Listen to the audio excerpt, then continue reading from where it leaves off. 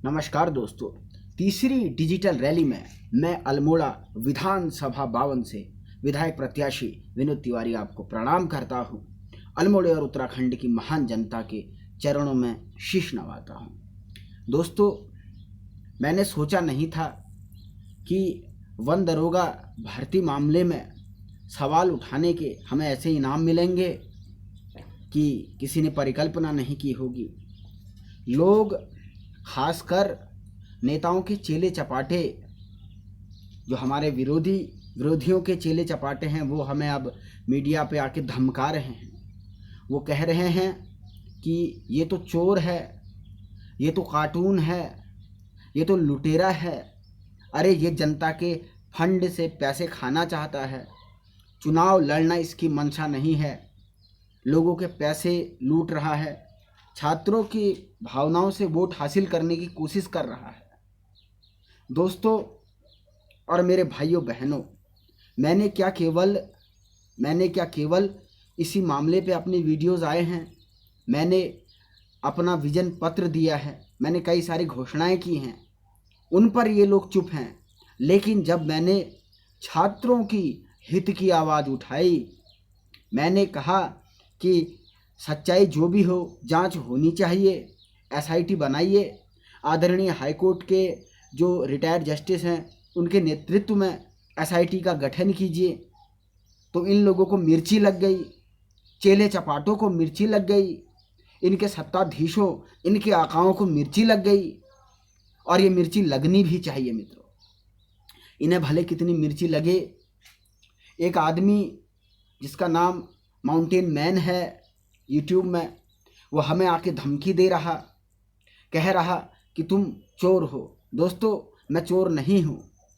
मैं साफ कह रहा हूँ कि जितना भी मुझे डोनेशन मेरे चुनाव लड़ने के लिए मिला हुआ है, उतने डोनेशन की मैंने रिसिप्ट यूट्यूब पे अपलोड की है।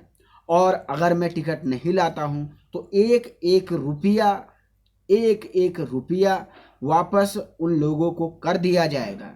ये मैं पूरे खुले मंच से यूट्यूब पर कह रहा हूँ।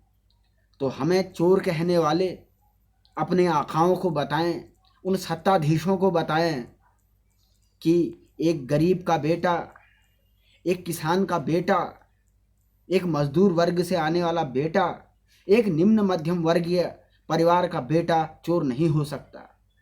और ये जो नेताओं के चेले चपाटे हमें गालियां दे रहे हैं, हमें चोर कह रहे, तो मैं इनको बता दूं, ये केवल मुझे नहीं, ये मेरा अपमान नहीं है, ये एक किसान परिवारों का अपमान है।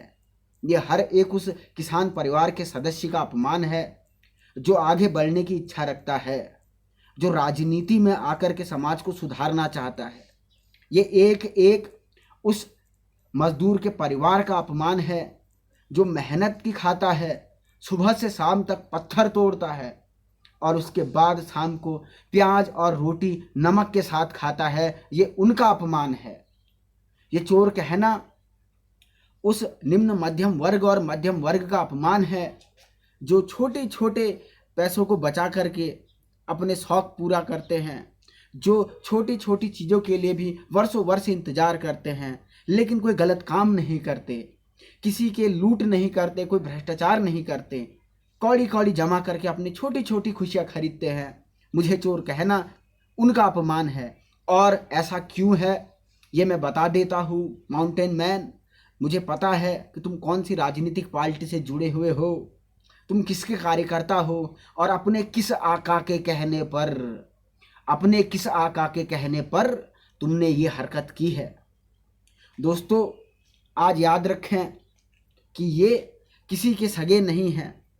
इनके आकाओं पर जब हमने हमले किए तो ये कुलबुला उठे। कहते हैं कि कीड़े तभी बाहर आते हैं जब दवा कोई बहुत अच्छी डाल दी गई हो।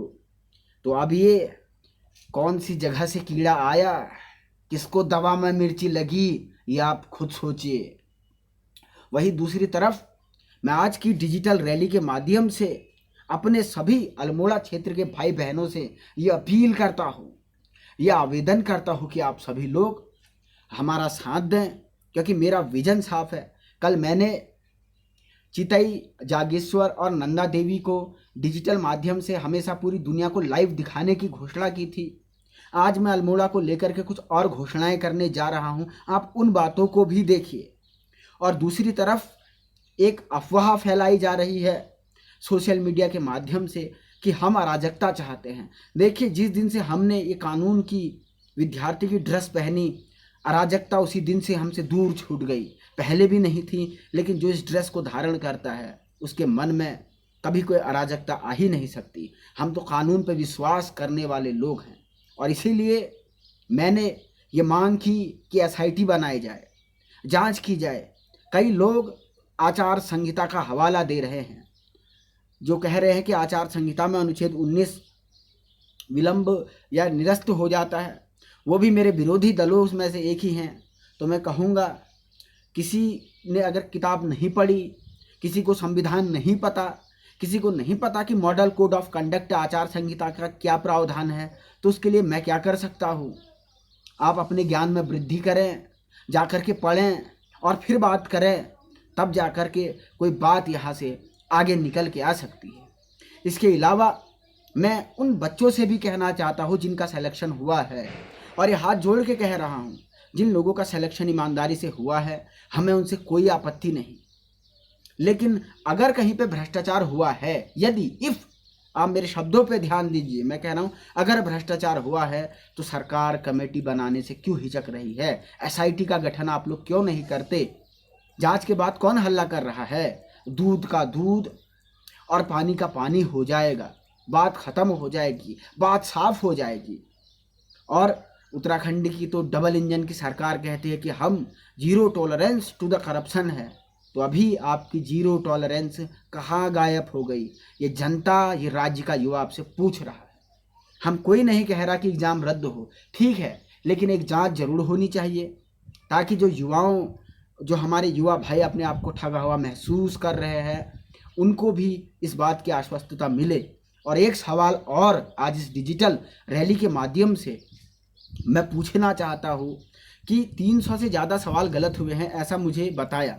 पर्सनली मुझे पक्का नहीं पता, परंतु ये मैंने सुना कि 300 से ज़्यादा सवाल गलत हुए हैं। किसी शिफ्ट में 5 और किसी में 30-40 तक सवाल गलत हुए हैं। तो ये पेपर कैसे बनाया गया था? इस पेपर को देख के तो मुझे एक गाना याद आता है, इसे अन्यथा ना लिया जाए। किसी की डिसरिस्पेक्ट करना इस गाना का उद्देश्य नहीं है। जिसको लगे तो अपने कान बंद कर ले। लेकिन फिर भी एक गाना मुझे याद आता है, आजकल बहुत चल रहा है कि पता नहीं जी कौन सा नशा करता है। तो कैसे बना दिया गया ऐसा पेपर? ये सवाल भी पूछा जा रहा है। तो कहीं ना कहीं जांच होनी चाहिए। हमने बस इतना